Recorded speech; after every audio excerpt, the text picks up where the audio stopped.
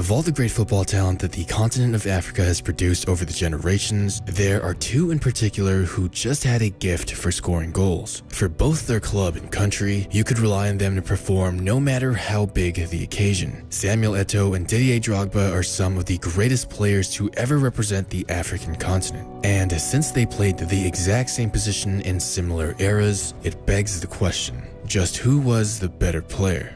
What's going on, guys? It's Raymar, and today we're looking at Samuel Eto'o versus Didier Drogba. Who is Africa's greatest player?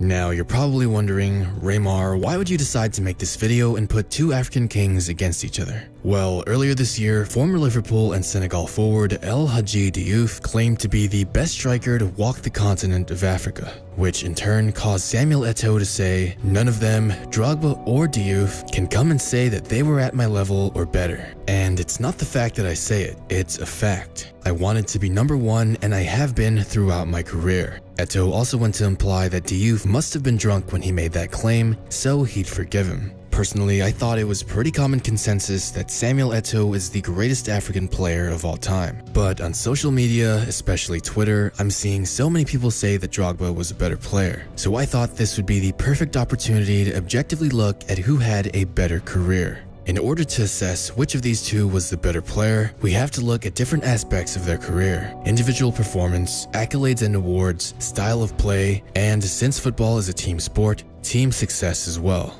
Didier Drogba, while playing for many different clubs throughout his career, is most known for his time in the Premier League with Chelsea. But before that, he would begin his career in the French 2nd Division League for a few years until he helped his second club Guingamp almost single-handedly avoid relegation and place the highest it has ever been on the French league table. This in turn would attract interest from much more established clubs in the nation until he finally had his breakout year in the 2004-2005 season at the age of 24 that saw him gain attention in no other than France's Ligue 1, playing for Marseille, where he would score 32 goals in 55 appearances, an impressive .58 goals per game ratio, earning him the Ligue 1 Player of the Year award and global attention as a clinical forward that you could rely on to get the ball in the back of the net. Only staying with the club for a single season, Chelsea had immediately looked to sign him, making it their highest transfer fee ever spent at the time of 24 million euros. His first season for Chelsea saw him only scoring 16 goals in 41 appearances, but nevertheless managed to help Chelsea win the Premier League title. He would score the same amount of goals again in the same amount of matches played while helping Chelsea earn back-to-back Premier League titles the following season.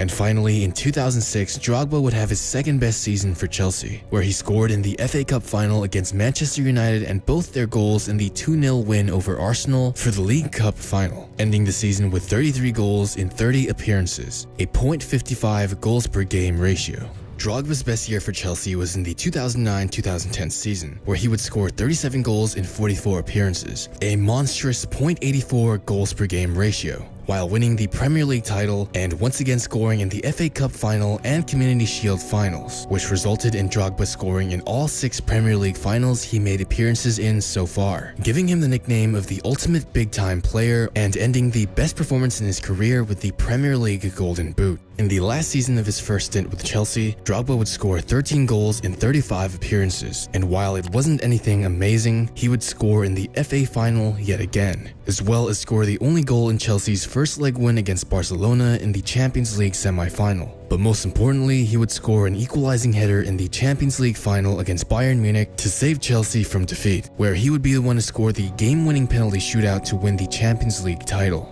Sir Alex Ferguson would say, as far as I'm concerned, Drogba won the Champions League for Chelsea, being named Chelsea's greatest player ever in a 2012 poll. In his 20-year career, Drogba would score 300 goals and have 124 assists in 686 appearances, having a goal-scoring ratio of .44 goals a game and winning 4 Premier League titles, 4 FA Cups, 1 Champions League title, having 1 FIFA World 11 appearance, 1 Ligue 1 Player of the Year award, 2 Premier League Golden Boots, leading the Premier League in assists once, and being named the 2012 Champions League Man of the Match.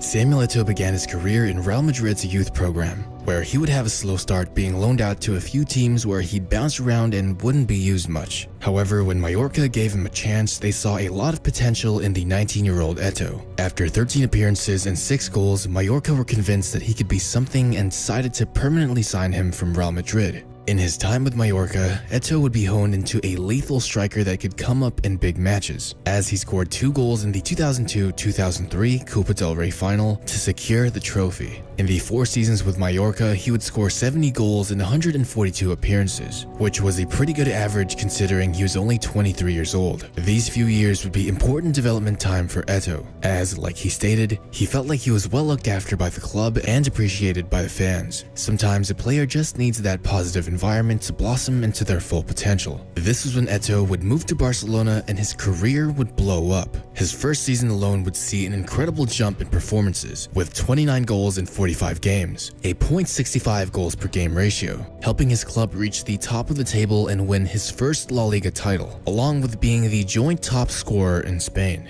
It was then on that Eto'o's true potential was unlocked. Under a good club and a good system, he was a lethal goal scorer. The next season would be the best in Eto'o's career. He would score a monstrous 34 goals and 10 assists in 47 games, an incredibly good .72 goals per game ratio, helping Barcelona win a minor treble with a Champions League title in which Eto'o came up big and scored an equalizing goal in the final, the La Liga title, and the Spanish Super Cup title. Eto'o was voted as the UEFA Forward of the Year and finished 3rd in the FIFA World Player of the Year voting, behind teammates Ronaldinho and Messi, being the only African since George Weah to finish in the top 3, which one could argue he could have deserved 2nd place in. And in the 2008-2009 season, Eto'o would once again come up big as he scored 36 goals in 52 appearances, an incredible .69 goals per game ratio, helping Barcelona win a full treble, where he would once again come up big and score a game-winning goal against Real Valladolid, which helped Barcelona advance 1 point of Real Madrid to win the La Liga title. Also scored in the Champions League final against Manchester United and helped Barcelona win the Copa del Rey, coming in incredibly clutch for the club, scoring a total of 130 goals, having a goal-scoring ratio of .65 goals a game throughout his 5 years at Barcelona.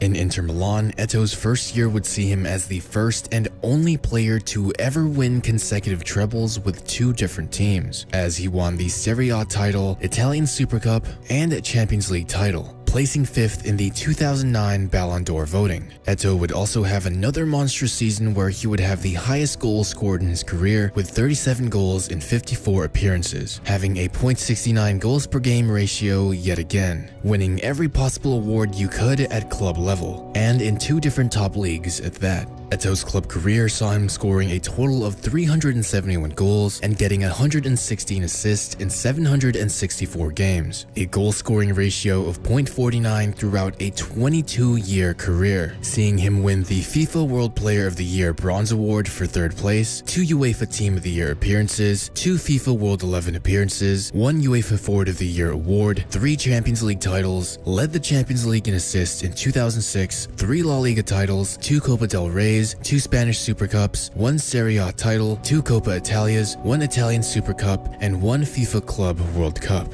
Now let's look at their national team careers. Samuel Eto'o played for the Cameroon national team for a total of 19 years, scoring 56 goals in 118 appearances, with his best year being in 2008 with 11 goals in 11 appearances. Eto'o would make history as a 16-year-old by playing in the 1998 World Cup for his country, the youngest appearance for any player in the competition. Eto'o would win his first African Cup of Nations as an 18-year-old in 2000 and win again as a 20-year-old in 2002. In the 2006 Cup of Nations, Eto'o was the tournament's top goal scorer and finished as runner-ups for the tournament. The 2008 Cup of Nations saw Eto'o make history as he surpassed the record of the tournament's all-time goals scored and once again would end up scoring the most goals in the tournament, making him the leading goal scorer in 2 consecutive Cup of Nations. Samuel Eto'o won the African Player of the Year a total of 4 times, being the first player to ever do so when he won them in 2003, 2004, 2005 with a 3-peat, and finally in 2010. which honestly is a surprise to me as Eto'o definitely should have won at least one more, especially in 2006 seeing as he had an amazing performance. On the other hand, Didier Drogba played for the Ivory Coast national team for a total of 13 years, scoring 65 goals in 105 appearances. Drogba helped his country qualify for their very first World Cup, playing a pivotal role in helping his country make a ceasefire during the Ivorian Civil War of 2002 by passionately pleading to his country in front of camera to unify together. Incredibly amazing and much bigger than football if you ask me. He would also score the very first goal ever for his country in the 2006 World Cup. Drogba would appear in 2 Africa Cup of Nations finals, but has never managed to actually go all the way and win, which, in contrast to Eto'o, has had a teammate who won 4 African Player of the Years himself in Yaya Toure, having undoubtedly a better teammate than Eto'o has ever had in Cameroon. Drogba has, however, been named the African Player of the Year twice in 2006 and 2009. As for style of play, the two forwards are considerably different. Samuel Eto'o was one of the fastest players in the world during his prime and was one of the best finishers in his position. And probably the most notable part about Eto'o's style of play was his adaptability and compatibility. In Barcelona, he played as a central forward, but in Inter Milan, he would often play as a winger. Additionally, Eto'o was able to complement any playstyle due to his well-known intelligence in positioning and movement, making it easy for him to build chemistry with different players and different playstyles. And unlike most strikers in his time, Eto'o had amazing dribbling on top of his lethal finishing, having some of the most amazing touches I've seen from a striker. Most of all, he was incredibly consistent no matter what team he went to and how old he got, scoring nearly half of every game he has ever played.